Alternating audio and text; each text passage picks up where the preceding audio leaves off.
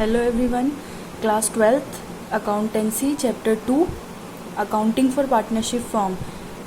आज हम इसमें डिस्कस करने जा रहे हैं topic average time period for interest on drawing. Average time period मतलब ऑन एन एवरेज कितना टाइम पीरियड हम लेंगे इंटरेस्ट ऑन ड्राइंग के लिए। ड्राइंग आप लोगों को पता है, पार्टनर्स जो अपनी कैपिटल में से कुछ अमाउंट विड्रॉ करते हैं ड्यूरिंग अ ईयर, वो क्या होता है हमारा ड्राइंग।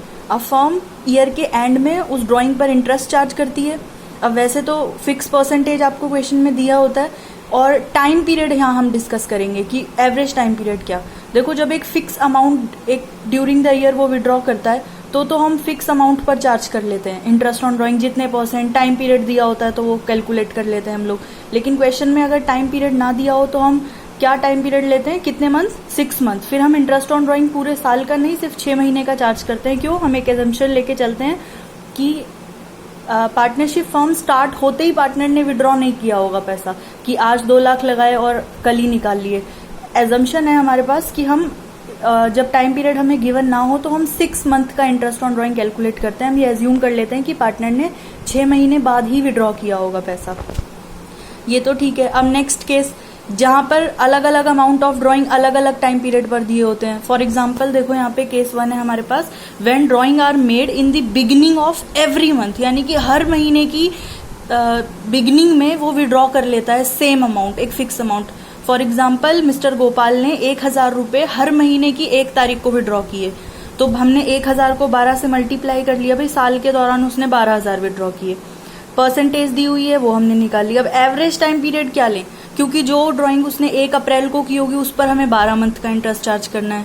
जो उसने 1 मई को की होगी उस पर 11 महीने का करना है। जो उसने 1 मार्च को की होगी उस पर 1 महीने का करना है। तो यहाँ पे अलग अलग इंटरेस्ट कैलकुलेट करने की बजाय हम एक on an average time period calculate कर लेते हैं। तो average time period when drawing are made in the beginning of every month, तो आप कैसे कैलकुलेट करोगे? कोई भी केस हो, आपके पास फॉर्मूला सिर्फ एक ही है, time period after first drawing plus time period after last drawing divide by 2। First drawing के बाद कितना टाइम पीरियड बचता है, यानी कि कितने month, plus time period after last drawing, last जब उसने विड्रॉ किया तब, डिवाइड बाय 2। तो अब देखिए, फर्स्ट केस में अगर वो बिगिनिंग में ही विड्रॉ कर लेता हो तो ये रहा, मान लेते हैं हमारा फाइनेंशियल ईयर 1 अप्रैल से 31 मार्च तक। तो अगर उसने 1 अप्रैल को ही ड्राइंग विड्रॉ की होगी सबसे पहले, तो 1 अप्रैल को जब उसने विड्रॉ किए पैसे, तो कितना टाइम पीरियड बचता है? पूरे 12 महीने बचते हैं, तो 12। Time period after last drawing, तो लास्ट उसने किस मंथ में विड्रॉ किया होगा? मार्च में। तो मार्च में उसने, अब क्योंकि बिगिनिंग में है तो 1 ही मार्च को विड्रॉ कर लिया होगा। अब 1 मार्च के बाद कितना टाइम पीरियड बचता है? 1 महीना, मार्च, तो 1 मंथ। 12 + 1 यानी कि 13 को 2 से डिवाइड करोगे तो आएगा 6.5 मंथ। सेम ऐसे ही यही फॉर्मूला आपको सारे केसेस में अप्लाई करना है। अब केस नंबर 2, व्हेन ड्राइंग, अब ये देखिए, ये तो एवरेज टाइम पीरियड है आउट ऑफ 12, यानी कि 6.5 month out of 12 month. Calculate करेंगे, आ जाएगा इंटरेस्ट ऑफ ड्राइंग। यहाँ पे अगर वो drawing when drawing are made at the end of every month, अगर हर महीने के एंड में, तो यानी कि पहले महीने अप्रैल में भी उसने लास्ट में विड्रॉ किया होगा, यानी कि 30 अप्रैल को। उसके बाद कितना टाइम पीरियड बचता है? 11 मंथ्स। लास्ट ड्राइंग कब की होगी उसने? मार्च में, यानी कि 31 मार्च को। तो उसके बाद कितना टाइम पीरियड बचता है? 0। सो 11/2 दैट इज 5.5 मंथ। तो इस केस में आप एवरेज टाइम पीरियड ले लोगे 5.5 out of 12। Next, third case, when drawing are made in the middle of every month. एक शॉर्टकट आपको बता दूं कि अगर मिडल चाहे एवरी मंथ हो, एवरी क्वार्टर हो, आपका एवरेज टाइम पीरियड हमेशा 6 निकल के आता है। ठीक है, तो मिडल ऑफ एवरी मंथ में देखते हैं।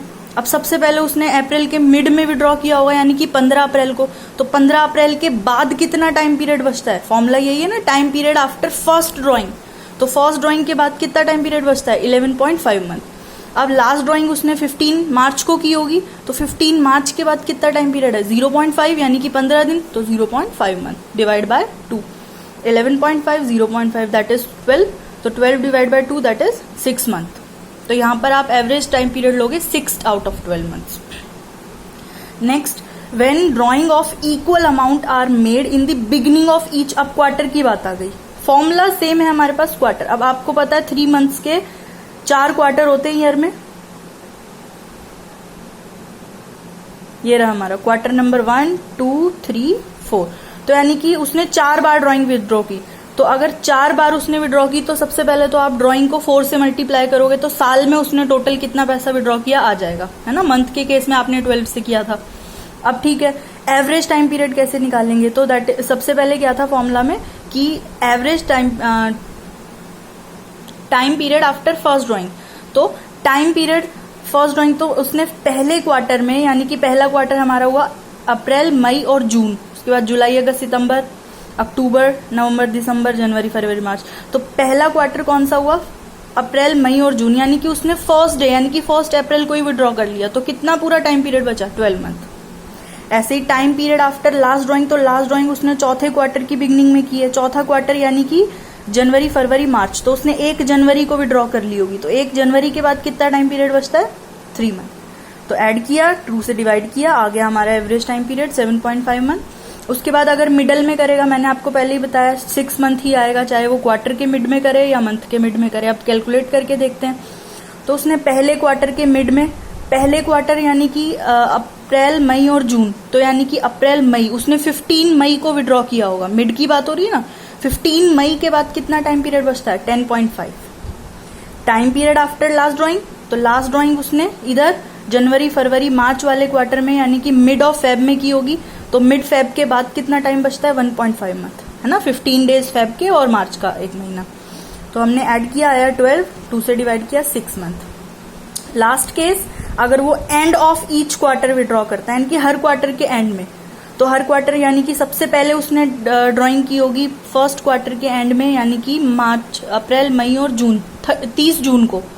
30 जून के बाद कितना टाइम पीरियड बचता है, 9 मंथ। लास्ट ड्राइंग उसने ये चौथे क्वार्टर के लास्ट में यानी कि 31 मार्च को की होगी, तो टाइम पीरियड बचता है 0 divide by 2, average time period आ गया। तो यहाँ पर फॉर्मूला सभी केसेस के लिए एक है, time period after first drawing plus time period after last drawing divide by 2। इसी तरीके से आपको क्वेश्चंस करने हैं और ड्राइंग आप कैलकुलेट कर सकते हो मल्टीप्लाई करके। जैसे यहाँ पे आपको ड्राइंग दी होगी बिगिनिंग ऑफ एवरी मंथ, वो 1000 विड्रॉ करता है, तो टोटल पूरे साल में उसने कितना विड्रॉ किया, 12 से मल्टीप्लाई कर लोगे। ऐसे ही क्वार्टर का केस होगा तो आप 4 से मल्टीप्लाई कर लोगे, क्योंकि एक ईयर में 3 मंथ के 4 क्वार्टर्स होते हैं। Thank you.